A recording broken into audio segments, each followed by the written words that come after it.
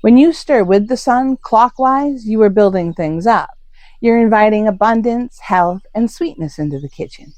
But when you stir against the sun, what the old folks called rangsilis, as in counterclockwise, you are doing something entirely different. Counterclockwise is for undoing. It's for breaking a spell or clearing a heavy mood or banishing a headache. And sometimes it's for settling a score. Today, we're putting together a summer simmer pot to clear out some of the stubborn, stagnant energy.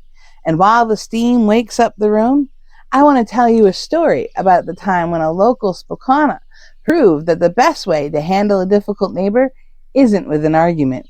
It's just a little bit of well-timed mischief. Now, as you know, some people are born with the sight, the spa. They just know things. And in our valley, there was a woman named Signy who had this gift. She wasn't a dramatic sorceress. She was just a practical woman who could see bad winters coming 3 months away and who always knew exactly which grandchild was sneaking into the kitchen. Signy's farm shared a boundary line with a man named Thorir. And Thorir was, well, he was a miserable sort of neighbor.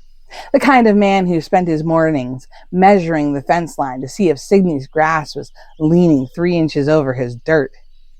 One spring, Thorir decided that Signy's prize apple tree, which sat right at the border, was dropping too many leaves on his precious barley patch.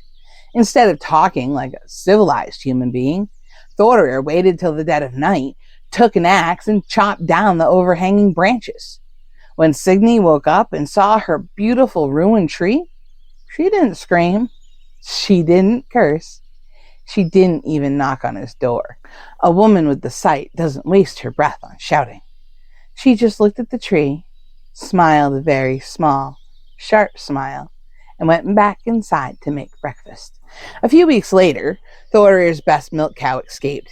It didn't run into the woods. She walked straight into Signy's yard, sat down in front of her door, and refused to move. When Thorir came stomping over, red-faced and demanding his cow back, Signy was sitting on her stool, spinning wool. She looked at him and said, "Oh, Thorir, I tried to lead her back, but every time I walk her to the boundary line, she turns around. Your cow seems to have a very strong intuition that your barley field is cursed this year. She's terrified of it." Thorir laughed. "Cursed? It's the best crop in the valley." Signy just shrugged, her fingers moving steadily on the spindle. "If you say so, but you know how cows are.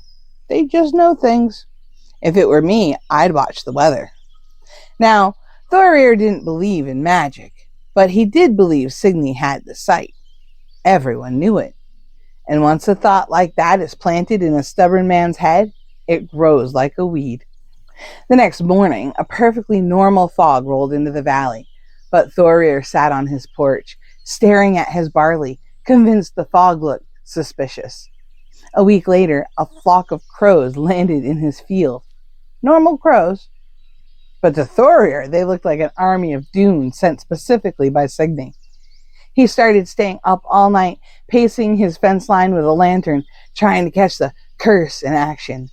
Meanwhile, Signy was inside her house, perfectly cozy, drinking her herbal tea and occasionally stirring her cooking pot, rangsilis, sending a little thought into the world that Thorir might want to check his fences again. By midsummer, Thorir was so exhausted from fighting a curse that didn't exist that he walked over to Signy's house with a basket of fresh eggs and a very polite apology for the apple tree.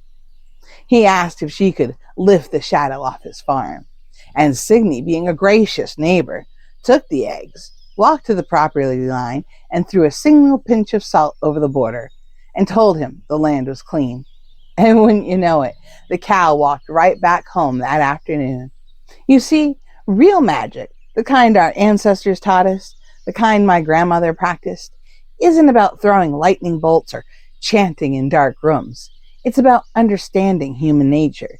It's knowing that sometimes people manufacture their own bad luck, and all you have to do is step back and let them do it.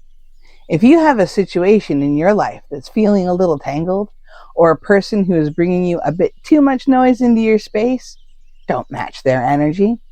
Just put on a pot of water, Drop in some pine to clear the air, some orange for a bit of brightness, and stir it counterclockwise. Let the steam carry the nonsense out of your house. Throw open the windows to the morning and let the universe handle the rest. The ingredients for today's simmer pot are down in the description. Untangle your thoughts, keep your hearth warm, and I will see you in the next chronicle.